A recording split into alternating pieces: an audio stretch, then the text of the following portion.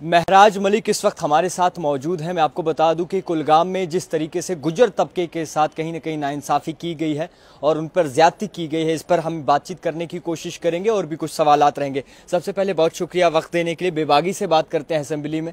आज आपने देखा होगा पिछले 1-2 दिन से जिस तरीके से गुजर कम्युनिटी के साथ नाइंसाफ़ी हो रही है, जनाजा सड़क पर रखा हुआ है और वहाँ पर जो है गुजर बहनों के साथ कहीं ना कहीं इस तरीके से हरकतें हो रही जो कहीं ना कहीं नाकाबिले बर्दाश्त हैं।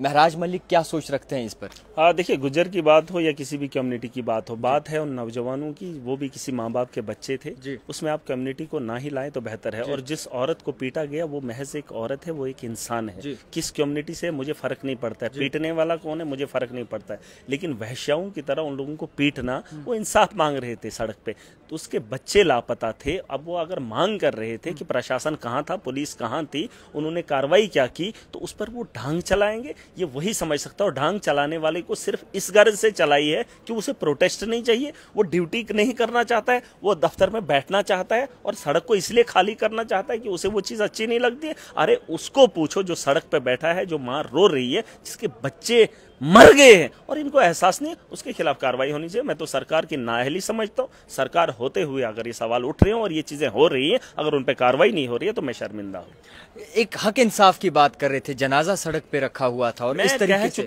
कह चुका हूँ ये किसी का भी मामला हो, ये हादसा किसी के साथ भी हो, परिवार के अंदर माँ बाप के सामने औलाद के साथ हमदर्दी होती है और ये कोई भी नहीं हो। और ये जो हादसा हुआ है 1 महीने से लगातार, जिन्हें ढूंढा जा रहा है और जिनके लिए रोया गया हो, जिनके लिए इंसाफ की गुहार लगाई हो, अगर वो महीने से चल रहे हैं, आज उनके सामने लाश है, तो वो क्या करेंगे? उनका हाल मैं बयान नहीं कर सकता हूं, लेकिन जिन लोगों ने उन पे लाठियां बरसाई, उन पे कार्रवाई होनी चाहिए थी। अभी तो वो तक तो वो डीएसपी सस्पेंड होना चाहिए था। मैं तो कहता हूं वैसे लोगों को इजाजत ही नहीं है और जम्मू कश्मीर की बदअमनी ये लोग फैलाएंगे और इन्हें कोई पूछने वाला नहीं है। सरकार बनी है, सरकार से ये सवालों के जवाब लेंगे और भाजपा से अगर लेंगे तो बेहतर होगा। असेंबली में कुछ चीजें चल रही हैं, जम्मू को अलग, कश्मीर को अलग बताया। देखिए, अब ये कह रहे थे पहले 370 था, जम्मू के साथ जो है खिलवाड़ होता है, अब तो इन्होंने 370 खत्म किया, अब तो जम्मू कश्मीर के अंदर यूटी बना दिया। अब भी अगर भाजपा के लोग कहेंगे भेदभाव है, ये नाअहली है इनकी, ये बेवकूफाना टिचकोले, वो पता नहीं पिचकानी हरकतें करते हैं। इनको तो दिमाग है ही नहीं। एक